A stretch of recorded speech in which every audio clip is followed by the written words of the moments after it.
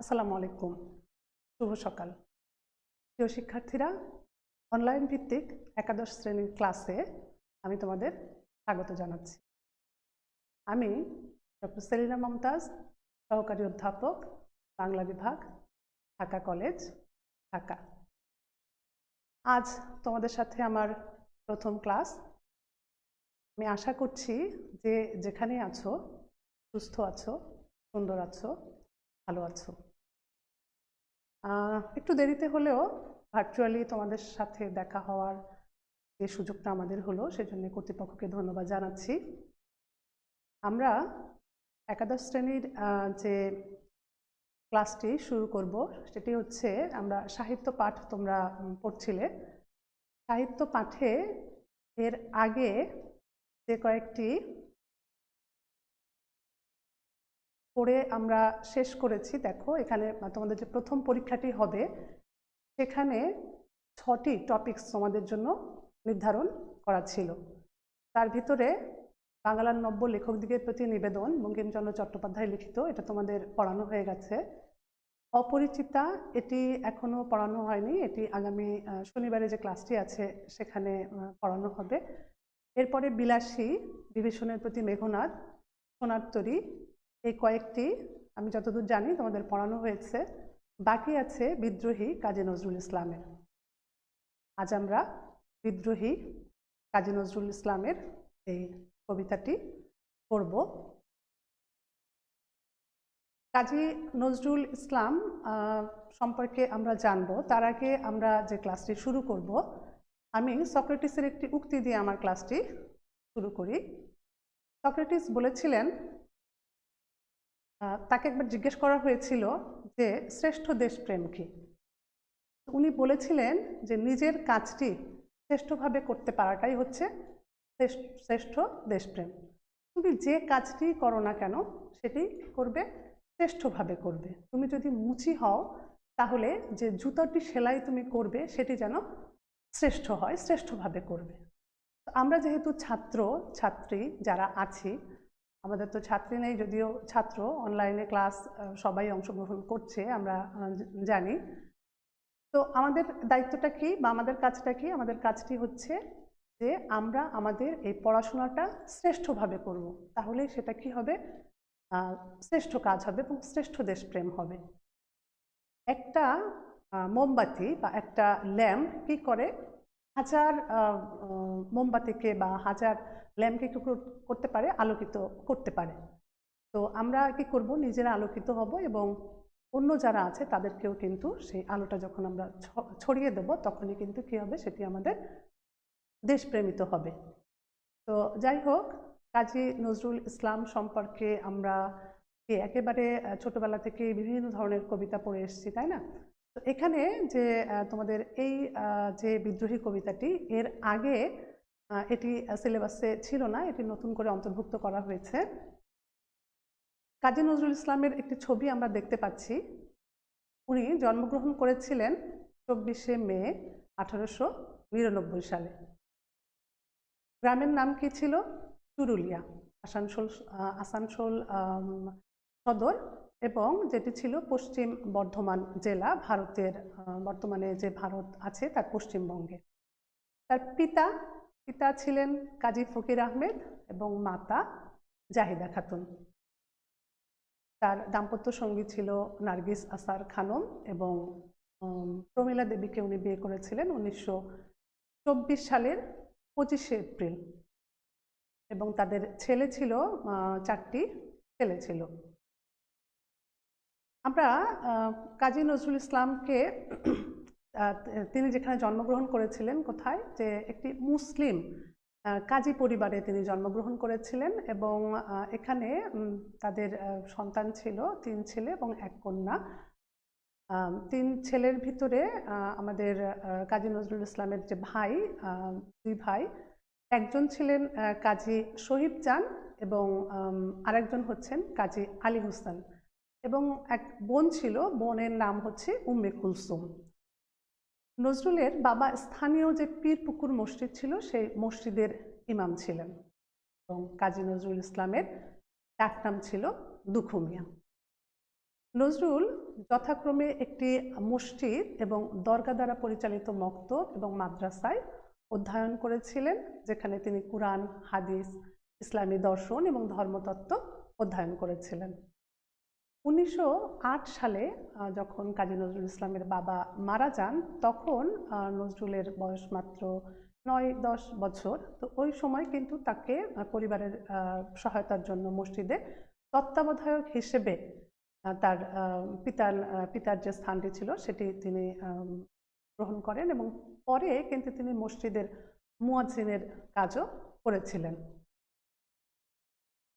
কাজী নজরুল ইসলাম ওই সময়ে যারা লেখক ছিলেন, বিশেষ করে রবীন্দ্রনাথ ঠাকুর, শরৎচন্দ্র চট্টোপাধ্যায়, তাদের পাশাপাশি পারস্যের যে কবি হাফিজ, তারপরে ওমর খৈয়াম এবং রুমি, তাদের কিন্তু রচনাগুলি উনি ব্যাপকভাবে পড়েছিলেন, এবং ওনার ভিতরে যে আলোড়ন সৃষ্টি হয়েছিল পরবর্তীতে কিন্তু আমরা তার যে কবিতা, সেই কবিতার ভিতরে কিন্তু সেই বিষয়গুলো দেখেছি।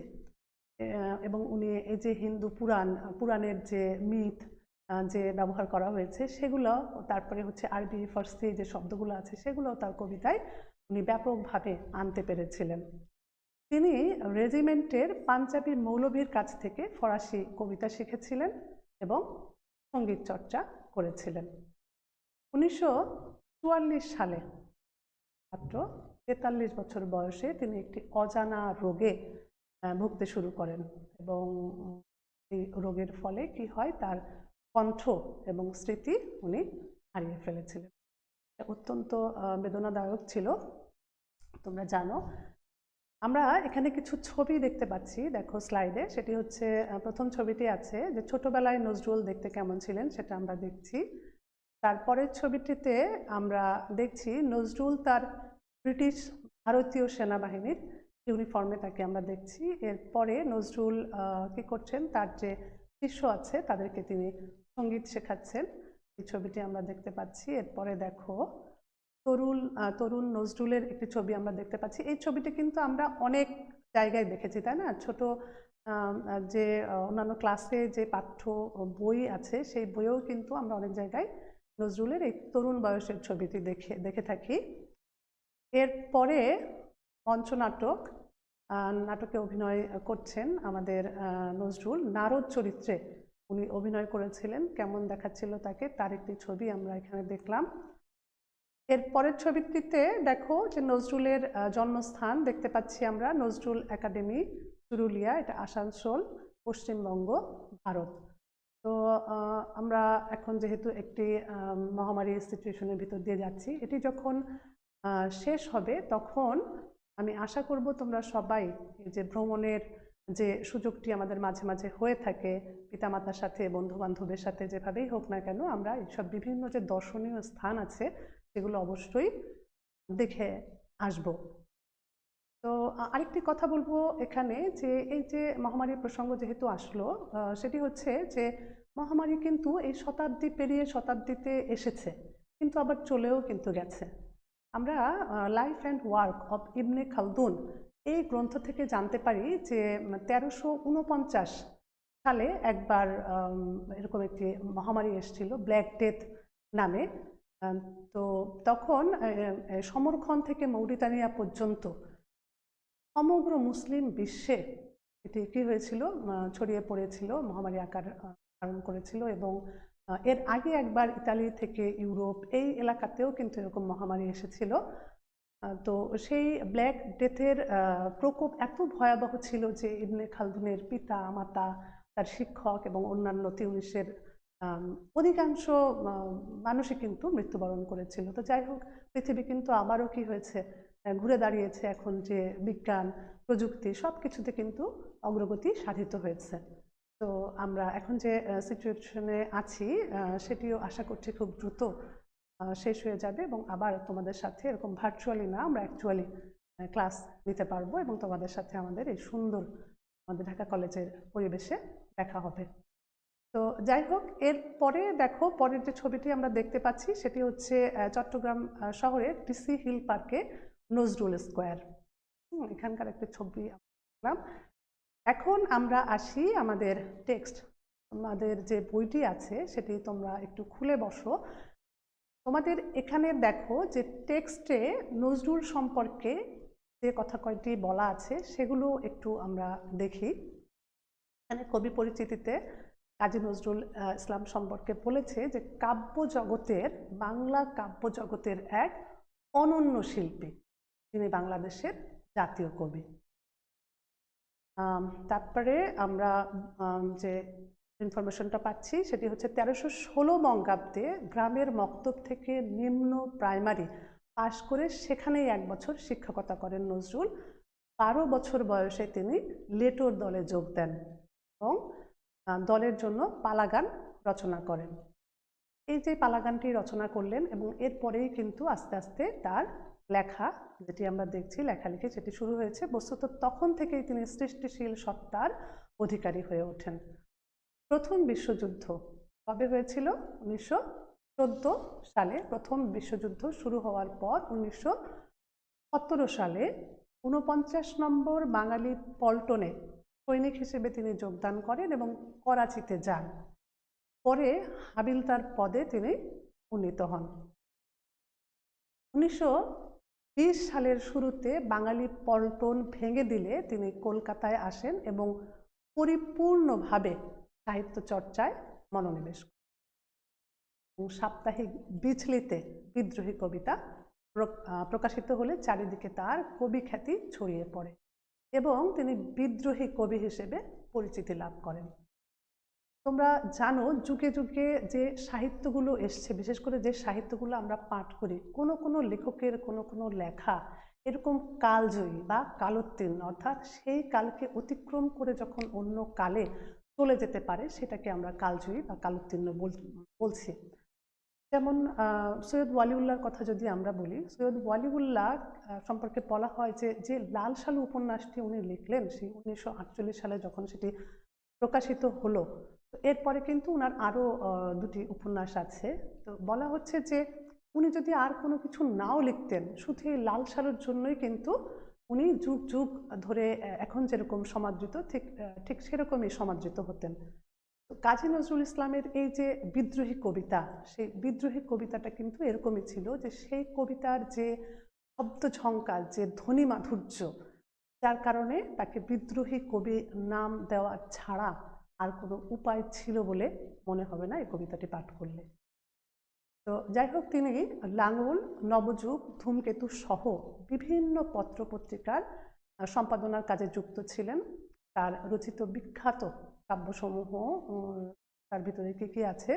অগ্নিবীণা আছে, বিশ্বের বাসী আছে, সাম্যবাদী আছে, সর্বহারা, সিন্ধু হিন্দোল, চক্রবাক, সন্ধ্যা, প্রলয় শিখা।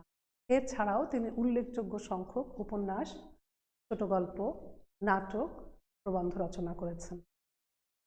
অসংখ্য সঙ্গীতের স্রষ্টা নজরুল। দেশাত্মবোধক গান, শ্যামা সঙ্গীত, গজল রচনায় তার জুড়ি মেলা ভার। এখানে আরেকটি কথা বলবো যে আমাদের ইন্টারমিডিয়েটে দেখো পাঠ্য এত অল্প, 12টা পদ্য, 12টা পদ্য। তো আমরা কি শুধু এতটুকু পড়াতেই সীমাবদ্ধ থাকবো? আমাদের বইটিতে কিন্তু শুধু এই কয়টি কিন্তু নাই। হয়তো এটা আমাদের সিলেবাসের অন্তর্ভুক্ত করা হয়েছে, কিন্তু এছাড়াও যে কবিতা, যে গল্পগুলো এখানে আছে সেগুলো তো পড়বই, সাথে বিশ্ব সাহিত্য যেগুলা সেগুলোও কিন্তু আমরা পড়ার চেষ্টা করব। আর এখন থেকে যদি আমরা পড়ে নিজেকে গুছিয়ে না রাখি তাহলে কিন্তু পরবর্তীতে যে কোনো প্রতিযোগিতামূলক পরীক্ষায় যখন আমরা অংশগ্রহণ করব তখন কি হবে? তখন আমাদের মাথায় মনে হবে একেবারে আকাশ ভেঙে পড়েছে, যে এটা পড়ি নাই, ওটা পড়ি নাই, এরকম একটি অবস্থা। এই অবস্থা যাতে তৈরি না হয় সেই জন্য আমি তোমাদের বলবো যে আমাদের নির্দিষ্ট যে সিলেবাস আছে এর বাইরে ওয়ার্ল্ড লিটারেচার যেগুলো আছে সেগুলো অবশ্যই এখন থেকে আমাদের পড়ে ফেলতে হবে। পড়া আসলে উচিত ছিল আরও আগে থেকে। আমরা বাল্যকাল কাটিয়েছি, আমরা ঠাকুরমার ঝুলি অনেকে পড়িনি, আমরা কৈশোর কাটিয়েছি, আমরা কিশোর ক্লাসিক পড়িনি, আমরা তারুণ্য কাটিয়ে দিয়েছি, আমরা যে উপন্যাসগুলো আমাদের পড়া উচিত ছিল সেগুলো আমরা পড়িনি। এখন যখন আমরা সেই তারুণ্যকে অতিক্রম করছি, এখন যখন আমাদের আরও একটু ভারী যে উপন্যাসগুলো, যে রচনাগুলো, প্রবন্ধগুলো, যে গানগুলো, সেগুলো কি শুনে বা দেখে আমরা শেষ করেছি? এমনকি যে সিনেমাগুলো আছে, আমাদের অনেক ছাত্রকে আমরা যখন জিজ্ঞেস করি, যে বলি যে অমুক সিনেমা দেখেছো, তমুক সিনেমা দেখেছো, অনেকে হয়তো সেটি দেখে নাই। আমরা শুধু আমাদের টেক্সটের ভিতরে মুখ ডুবিয়ে বসে থাকবো না, আমরা চোখ কান খোলা রাখবো এবং আমাদের আশেপাশে যে সিনেমা আছে, যে নাটক হচ্ছে, যে সাহিত্য আছে, সমস্ত কিছু কিন্তু পড়ার চেষ্টা করব। তো যাই হোক, এখানে বলছিলাম যে নজরুল কি করেছেন, অসংখ্য সঙ্গীতের তিনি স্রষ্টা এবং উনি দেশাত্মবোধক গানও লিখেছেন, শ্যামা সঙ্গীত লিখেছেন, গজল রচনা করেছেন, সেগুলো আমরা শুনব।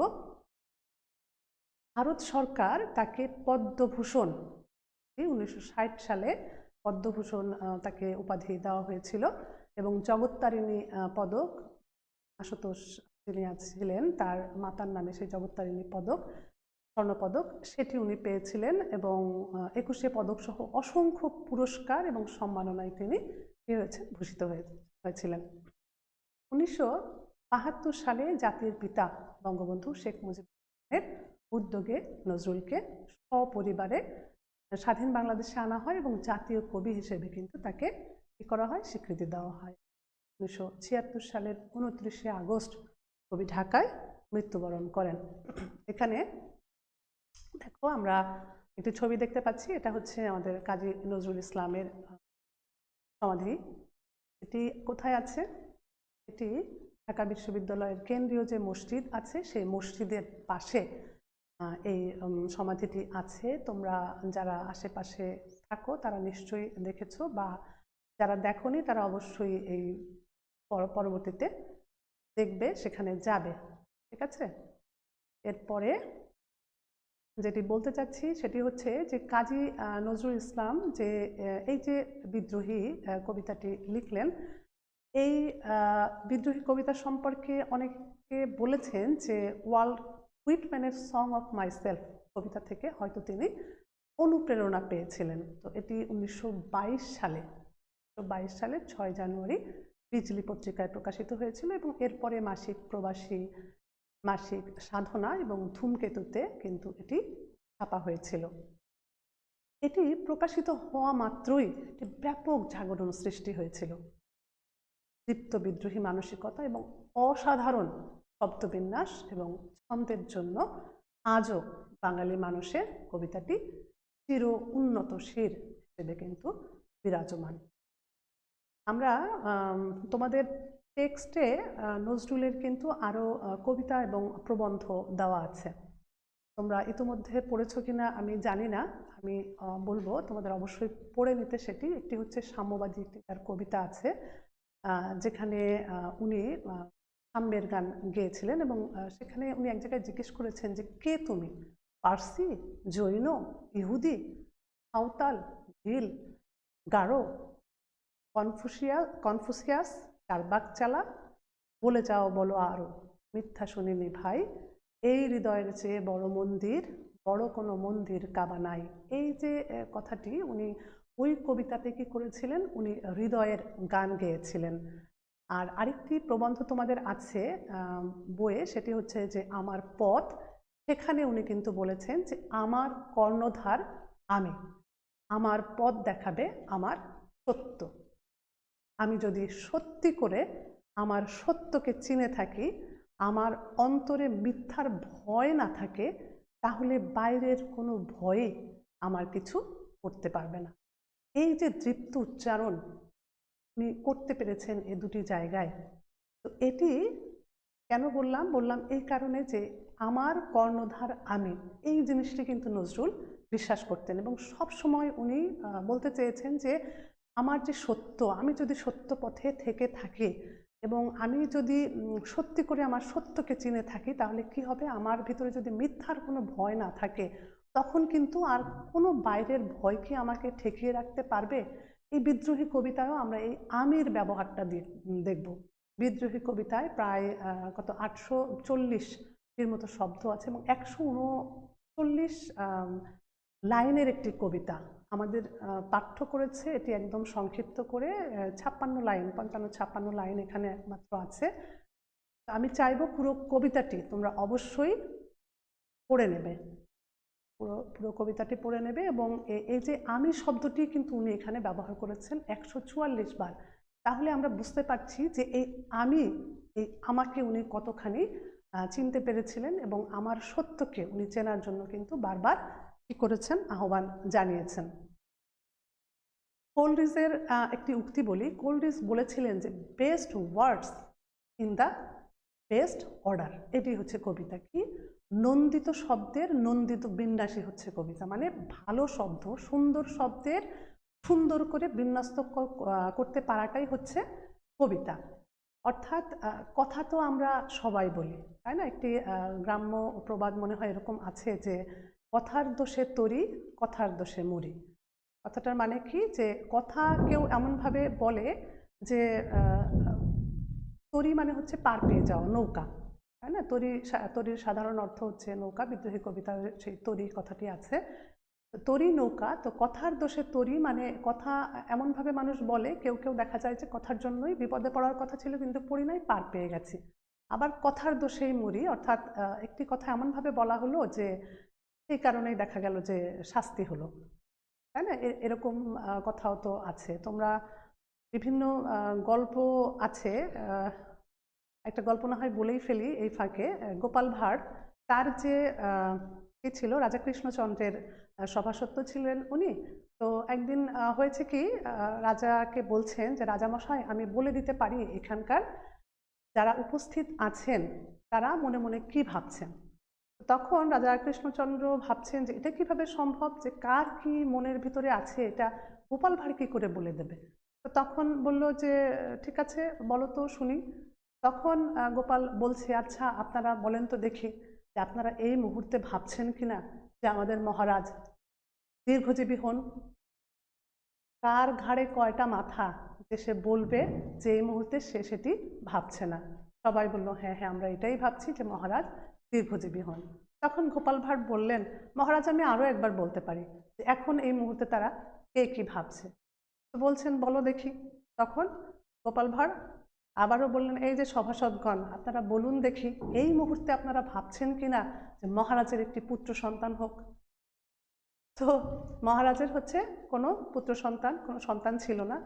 তো খুব স্বাভাবিক কারণেই কিন্তু কি হলো এখানে, যে কথা, যে কথাটি বললাম যে কথার দোষে তরি এবং কথার দোষে মরি, এখানে কোলরিজের সেই কথাটিও যদি আমরা ধরি যে best words in the best order, অর্থাৎ শব্দ তো আমরা সাজাই সবাই, তাই না?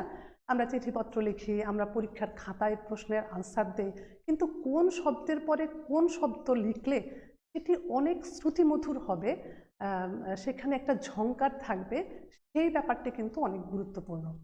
শরৎচন্দ্র চট্টোপাধ্যায়ের যে লেখা তোমরা যদি পড়ো, সেখানে দেখবে যে শরৎচন্দ্র কে বলা হয় কি কথা সাহিত্যিক।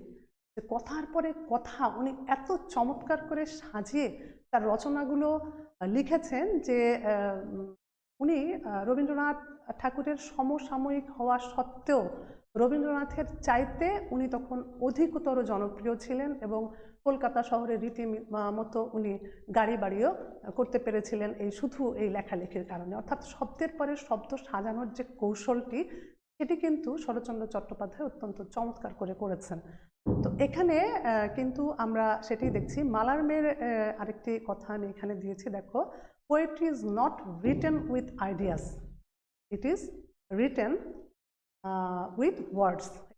কি হয় যে আইডিয়া দিয়ে লেখা হয় না, এটা কি দিয়ে লেখা হয়, শব্দ দিয়ে লেখা হয়। এই কথাটি আমরা বিদ্রোহী কবিতায় খুবই চমৎকারভাবে আমরা বুঝতে পারবো। আরেকটি উক্তি আমি এখানে দিয়েছি, সেটি হচ্ছে নজরুল গবেষক শাহাবুদ্দিন আহমেদ, উনি একটি কথা বলেছিলেন, সেটি এরকম যে কবিতা নির্মাণে শুধু শব্দের গৌরব অনন্য নয়, সেটি ঠিক আছে, কিন্তু শব্দ পুঁজিপতি একমাত্র স্পর্ধা রাখেন দুর্লভকে পাবার। যে ধনপতির গাটে টাকা থাকে তাকে দ্রব্যমূল্যের ভয়ে বাজার থেকে খালি হাতে ফিরতে হয় না। শব্দ ভাণ্ডারের জিত ওইখানেই। অর্থাৎ পকেটে টাকা থাকলেই কিন্তু কি করা, একেবারে সেই গাঁটটি ভরে বাজার করে নিয়ে আসা সম্ভব। আমার পকেটে যদি প্রচুর শব্দ থাকে এরকম, তখনই কিন্তু আমি সেই শব্দের ব্যবহারটি চমৎকারভাবে করতে পারবো, তাই না? সেই কথাটি বলেছে। তো যাই হোক, নজরুলের বিদ্রোহী কবিতা সমগ্র বাংলা সাহিত্যের অন্যতম শ্রেষ্ঠ কবিতাই কেবল নয়, বরং বিশ্ব সাহিত্যের অন্যতম শ্রেষ্ঠ। তো আমি আশা করছি বিদ্রোহী কবিতাটা তোমরা পড়বে এবং হৃদয় দিয়ে উপলব্ধি করবে। বিদ্রোহী কবিতাটি পড়ার শুরুর আগে একটি কথা বলে নিতে চাই, সেটি হচ্ছে যে কাজী সব্যসাচীর যে আবৃত্তি আছে এই বিদ্রোহী কবিতা, তোমরা অবশ্যই সেটি শুনে নেবে, তাহলে বুঝতে পারবে যে কবিতা আবৃত্তির ভিতরেও কতখানি মাধুর্য থাকে, কতখানি সৌন্দর্য থাকে। সেটি শুনলে আমাদের মনে হবে যে একেবারে আমাদেরও সেই হৃদয়ের ভিতরে সেই শব্দটি বাজছে। আমি তোমাদের জন্য কবিতাটি একবার শুধু একটু রিডিং পড়ে দিচ্ছি, আমি আবৃত্তিকার নই। প্রথমে আমরা কবিতাটি একবার শুনবো এবং তারপরে হচ্ছে এটি আমরা বিশ্লেষণ করব। তোমাদের প্রত্যেকটা শব্দ, প্রত্যেকটা অর্থ আমি বলে দেব। কাজী নজরুল ইসলাম বিদ্রোহী কবিতায় লিখছেন, বলবীর বল উন্নত মম শির, শির নেহারি আমারই নত শির ওই শিখর হিমাদ্রির। আমি চির দুর্দম দুর্বিনীত নৃশংস, মহাপ্রলয়ের আমি নটরাজ, আমি সাইক্লোন, আমি ধ্বংস।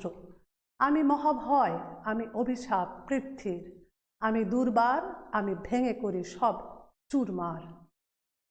আমি অনিয়ম উশৃঙ্খল, আমি দলে যাই যত বন্ধন, যত নিয়ম কানুন শৃঙ্খল। আমি মানি না কোনো আইন, আমি ভরা তরি করি ভরা ডুবি, আমি টর্পেডো, আমি ভীম ভাসমান মাইন।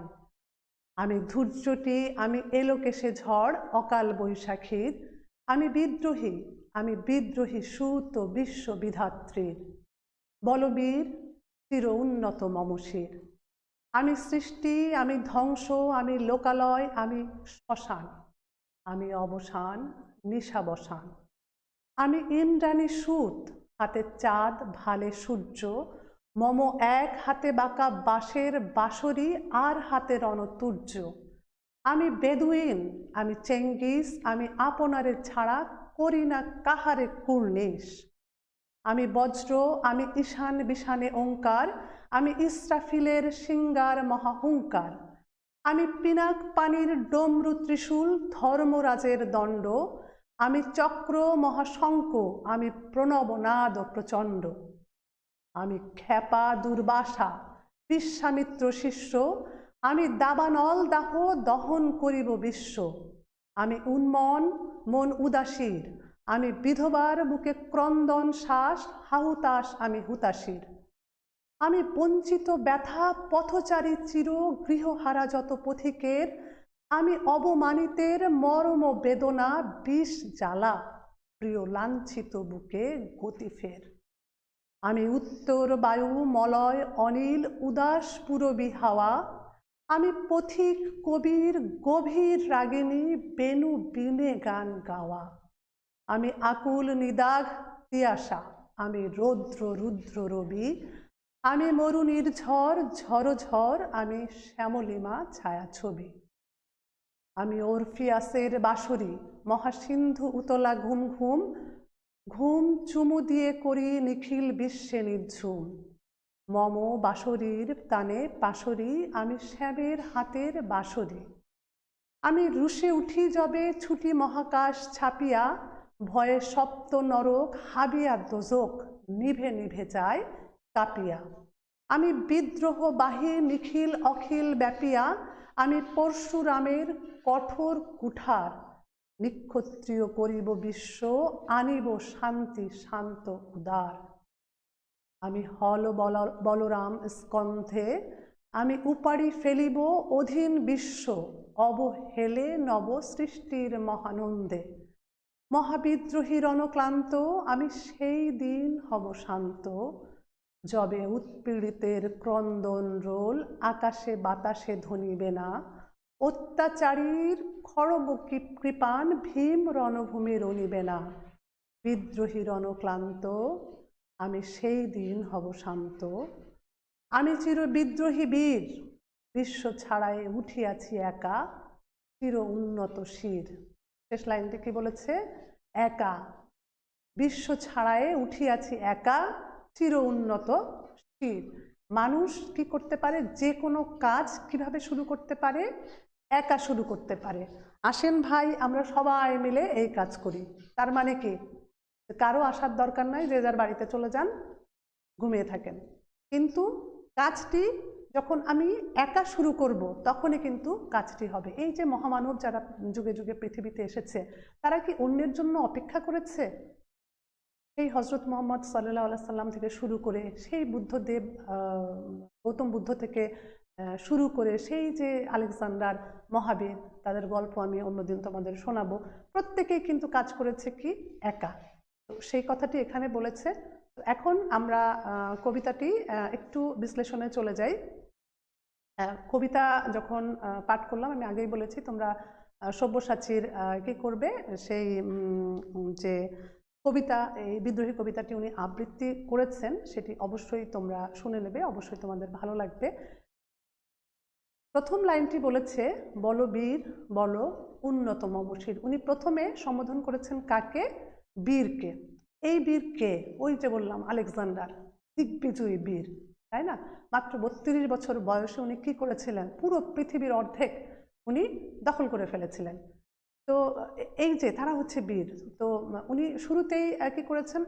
একজন বীরকে সম্বোধন করছেন, বলো বীর বলো উন্নত মমশির। মম কথাটির অর্থ কি? মম মানে হচ্ছে আমি বা আমার, তাই না?